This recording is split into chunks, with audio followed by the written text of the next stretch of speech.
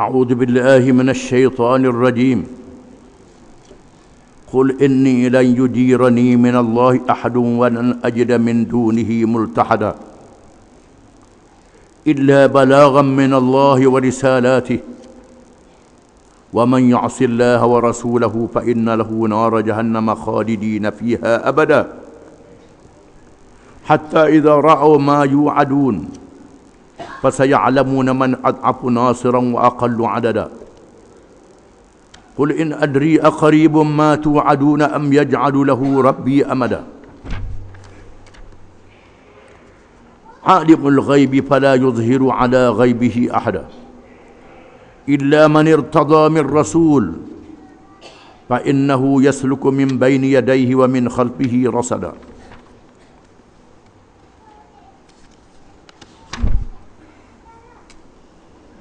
ليعلم أن قد أبلغوا رسالات ربهم وأحاط بما لديهم وأحصى كل شيء عددا.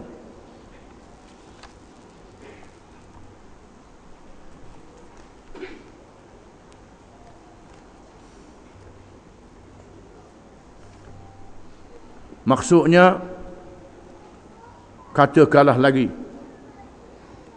sesungguhnya aku tidak sekali-kali akan dapat diberi perlindungan oleh sesiapa pun dari azab Allah jika aku menderhaka kepadanya, dan aku tidak sekali-kali akan mendapat tempat perlindungan selain daripadanya.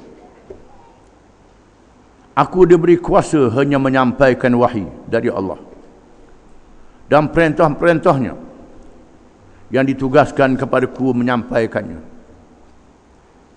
Dan sesiapa yang menderhaka kepada Allah dan engkarkan bawaan Rasulnya, maka sesungguhnya dia sediakan baginya neraka Jahannam, kekalah mereka di dalamnya selama-lamanya.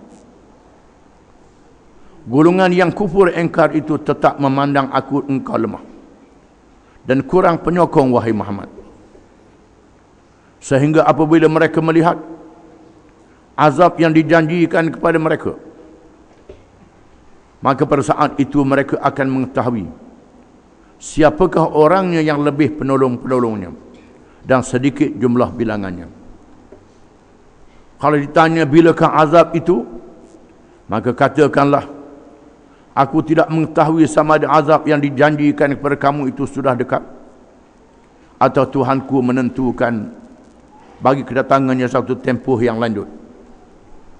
Tuhanlah sahaja yang mengetahui segala yang gaib, maka ia tidak memberitahu perkara yang gaib yang diketahuinya itu kepada sesiapa pun, malaikat kepada man Rasul yang diradainya untuk mengetahui sebahagian dari perkara gaib yang berkaitan dengan tugasnya. Apabila Tuhan hendak melakukan yang demikian, maka sesungguhnya ia mengadakan di hadapan dan di belakang Rasul itu malaikat yang menjaga dan mengawasinya, sehingga perkara gaib itu selamat sampai kepada yang berkenaan. Tuhan mengadakan malaikat-malaikat itu supaya ia mengetahui bahawa sesungguhnya dengan jagaan mereka, Rasul-Rasul itu telah menyampaikan perutusan-perutusan Tuhan mereka dengan sempurna, padahal ia memang mengetahui dengan meliputi akan segala keadaan yang ada pada mereka, serta ia menghitung tiap-tiap sesuatu satu persatu.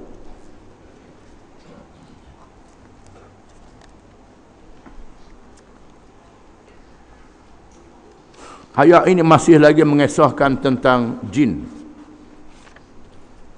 Tetapi ayat yang dibaca ini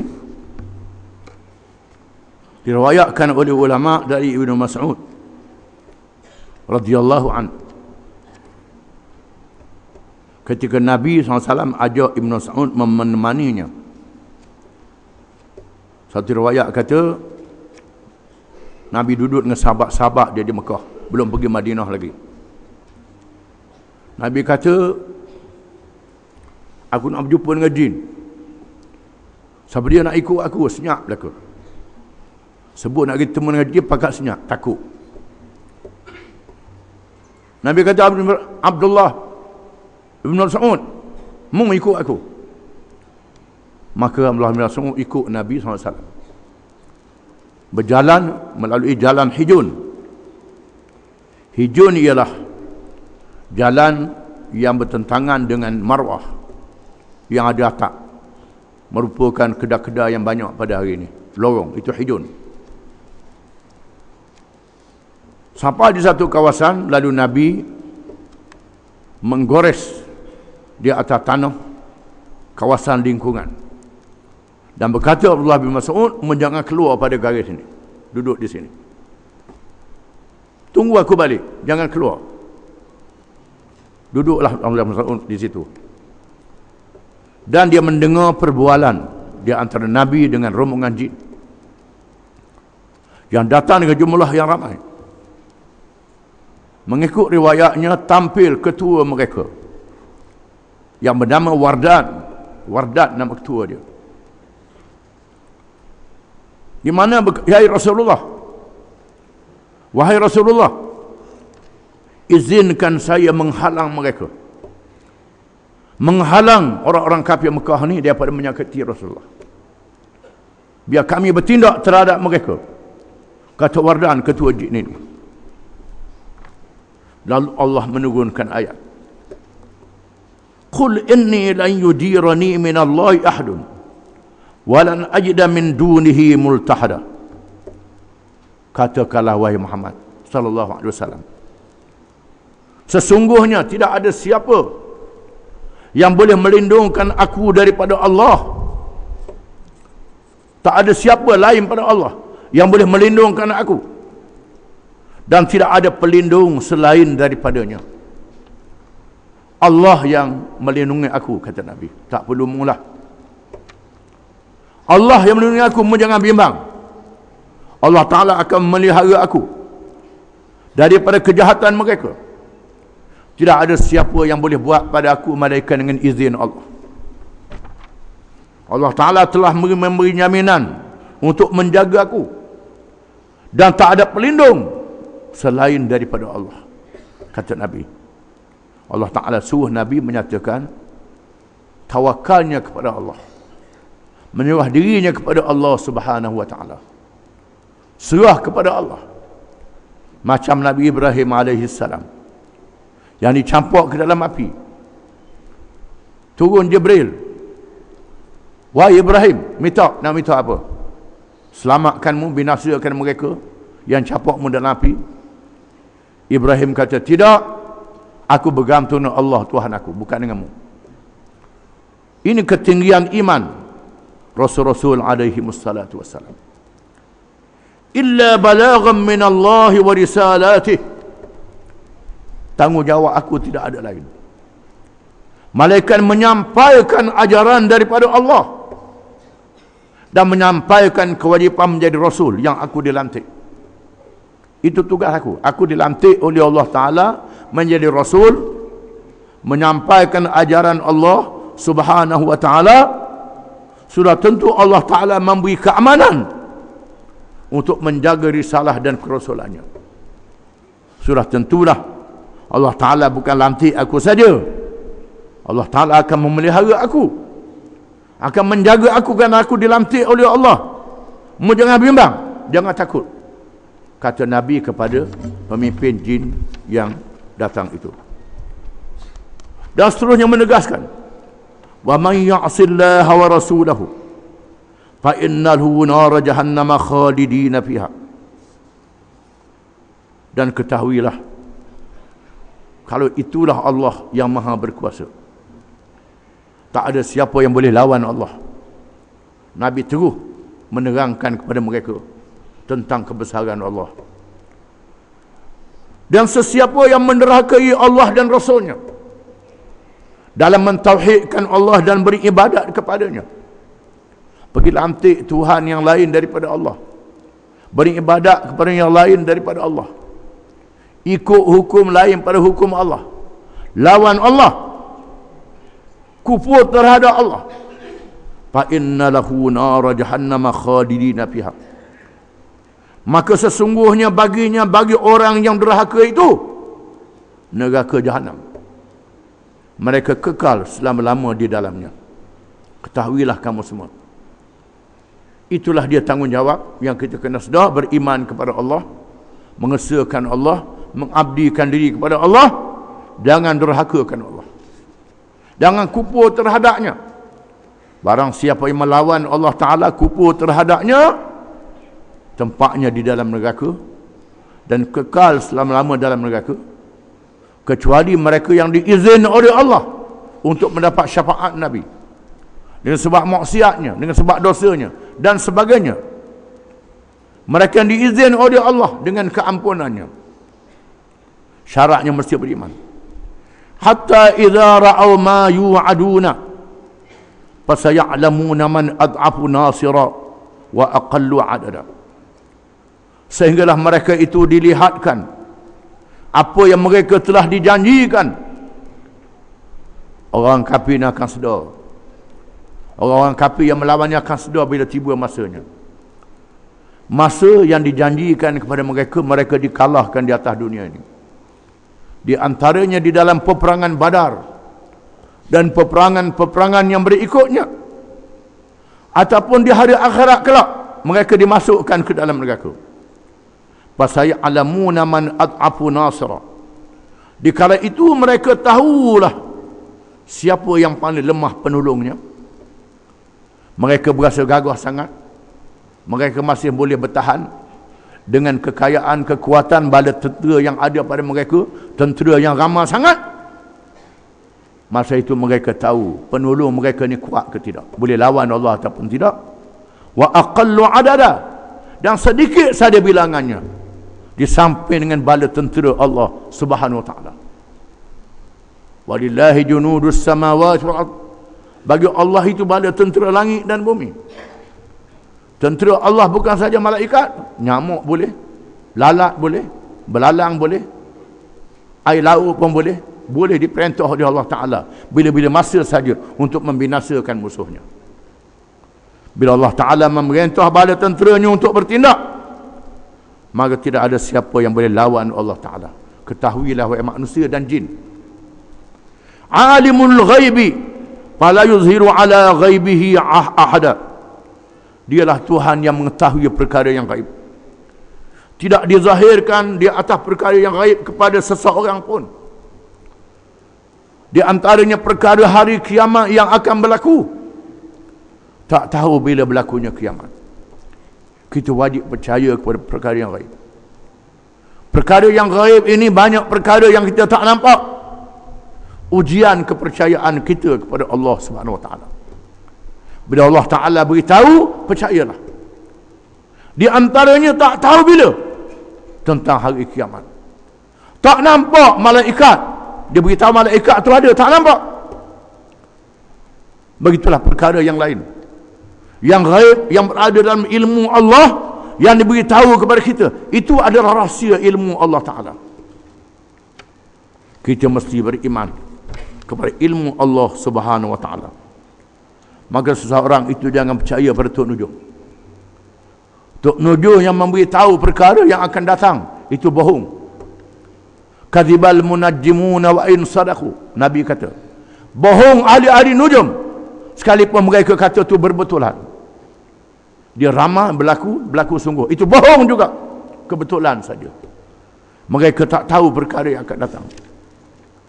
Di sinilah apabila Sayyidina Ali karramallahu wajhah nak memerangi golongan Khawarij yang memberontak menentang Sayyidina Ali. Lalu tampil seorang di kalangan pengikut Sayyidina Ali. Dia tengok bintang tak balik, dia tengok bintang, tengok naskah. Dia kata Sayyidina Ali, ya Amirul Mukminin, atalqahum wal qamaru fil aqrab. Adakah Amirul Mukminin nak serang mereka? Ini bintang mengikut perhitungan saya, bulan ni duduk di tempat Aqrab. Aqrab ni bintang kala. Tak molek, nahas. Kalau perang masa ni, Sayyidina Ali kata, aina qamaruhum? Di mana bulan mereka? Di mana bintang mereka? Sayyidina Ali tanya. Kalau aku tak boleh, mereka boleh pula. Macam mana? Tanya Sayyidina Ali. Kata yang lain, Mus'ab bin Umair, ya Amirul Mukminin, la tasir fi hadhihi as-sa'ah wasir fi 3 sa'at yamadina minan nahar. Ahli aminin, jangan bergerak masa ni, tunggu 3 jam lagi. Masa ni dak molek, saya tengok naskah dak molek ni. Ada juga ahli naskah hak karut. Sayyidina Ali kata, innaka in sarti fi hadhihi as-sa'ah asabaka wa asaba ashabuka bala wa durrun shadid wa in sirta fi as-sa'ati allati amartuka biha zafarta wa zaharta wa asabta ma talabtu. Sayyidina Ali kata dengan Abdul Ali, gerak ikut arahan aku, gerak sekarang. Gerak sekarang. Yang menentukan bukan naskah-naskah ni, tak ada. Yang mengetahui perkara yang ghaib hanya Allah SWT. Sayyidina Ali kata, ya ayuhan nas iyyakum wa ta'alluman nujum illa ma tahtaduna bihi fi dhulumatil barri wal bahr wa innamal munajjimu kas-sahir was-sahiru wal kafir wal kafiru fin nar wallahi la in balaghani annaka tanzuru fin nujum wa ta'malu biha la akhladannaka fil habsi ma baqita wa baqitu wal ahrimannaka al-ata ma kana li sultan. Sayyidina Ali kata, wahai tuan-tuan semua, jangan belajar ilmu-ilmu bintang. Ilmu bintang nak menentukan nasib, kecuali ilmu bintang untuk mengarahkan timur dan barat. Itu tak apa. Belajar ilmu bintang, kita nak belayar, nak pergi ke laut, timur duduk sini, barat duduk sini, utara sini, itu tak apa. Jangan ilmu bintang yang melihat nasib ini. Kata Sayyidina Ali, orang yang belajar ilmu nujum melihat nasib ini seperti tukang sihir. Tukang sihir ni kafir. Sayyidina Ali kata, Sayyidina Ali kata kafir. Tukang sihir ni kafir. Orang kafir yang masuk neraka. Demi Allah, sekiranya siapa kepada aku beramal dengan ilmu ni, aku akan tahanmu selama-lama. Selagi aku hidup dan mu hidup, Sayyidina Ali kata. Maknanya aku penjara mu selama-lama kalau aku tahu mu ikut ilmu nujum. Sayyidina Ali marah. Aku tangkapmu, kurung dalam penjara selagi umur aku ada, selagi umurmu ada. Penjara selama-lama, dan aku akan haramkan peruntukan pemberian imbuhan kepadamu, Sayyidina Ali kata. Di mana zaman Khulafa' Rashidin, dia ada imbuhan yang diberi kepada tentera yang bersara, kepada orang tua. Kalau aku tahu beramal ilmu nujum ni, bukan sahaja aku jemu dalam penjara, peruntukan imbuhan sar'an diberi padamu, aku batalkan, Sayyidina Ali kata. Ilmu ta'alaya menunjukkan bahawa ilmu mempelajari nasib diharamkan oleh Allah Ta'ala, diharamkan oleh Nabi SAW. Disebut dalam hadis, barang siapa yang tanya Tok Nujum, dihapuskan pada semayangnya 40 hari. 40 hari pada semayang dihapuskan oleh Allah Ta'ala. Besar dosanya, jangan main-main. Wak lolok je kita tanya, wak lolok je nak tahu. Jangan tanya main-main. Ini dosa besar. Alimul ghaibi fala yuzhiru ala ghaibihi ahada. Dialah Allah yang mengetahui perkara yang gaib. Tidak mengetahui, tidak menzahirkan perkara yang gaib kepada seseorang pun, illa man irtada min rasul, malaikat kepada sesiapa yang diredha di kalangan rasulnya. Kecuali ada kalangan rasul yang Nabi beritahu perkara yang akan datang. Macam Nabi kita Muhammad SAW beritahu di akhir zaman akan berlaku begini. Akhir zaman akan berlaku begini. Nabi beritahu. Belum kiamat akan berlaku begini. Zahirnya Dajjal, turun Nabi Isa. Itu dia beritahu oleh Allah Ta'ala. Yang kita kena percaya, beriman kepadanya. Di akhir zaman, sata'ati 'ala nas sanawatun khadda'at yusaddaqu fiha al-kadhib wa yukadzabu fiha as-sadiq wa yu'tamanu fiha al-kha'in wa yukhanu fiha al-amin wa yatakallamu fiha ar-ruwabidah, kata Nabi. Akan berlaku di akhir zaman sanawatun khadda'an, tahun-tahun yang menggoda. Menggoda ni musim hujan, tak musim hujan. Kemarau, tak musim kemarau. Ini Nabi sebut. Akan berlaku di akhir zaman. Sanawatun khadda'an, tahun-tahun yang menggoda. Tahun ni tak betul, musim jadi tak betul, kata Nabi. Ini antara yang Nabi beritahu, tanda-tanda akhir zaman. Musim tak kemarau, kemarau. Musim tak hujan, jadi hujan. Itu dia. Sanawatun khadda'at, perjalanan dunia jadi tak betul. Apa yang Nabi beritahu tu betul sungguh. Orang yang amanah dia khianat. Pengkhianat dia beri amanah, Nabi kata. Orang yang benar dikata bohong, orang yang bohong dikata benar. Orang yang bodoh bercakap. Orang yang jahil bercakap perkara-perkara yang besar. Termasuk urusan-urusan agama, hukum-hukum syarak dicakapkan oleh orang-orang yang bebar tentang hukum syarak. Ini akan berlaku di akhir zaman. Itu perkara yang Allah Ta'ala beritahu. Fa innahu yasluk min baini yadayhi wa min khalfihi rasada.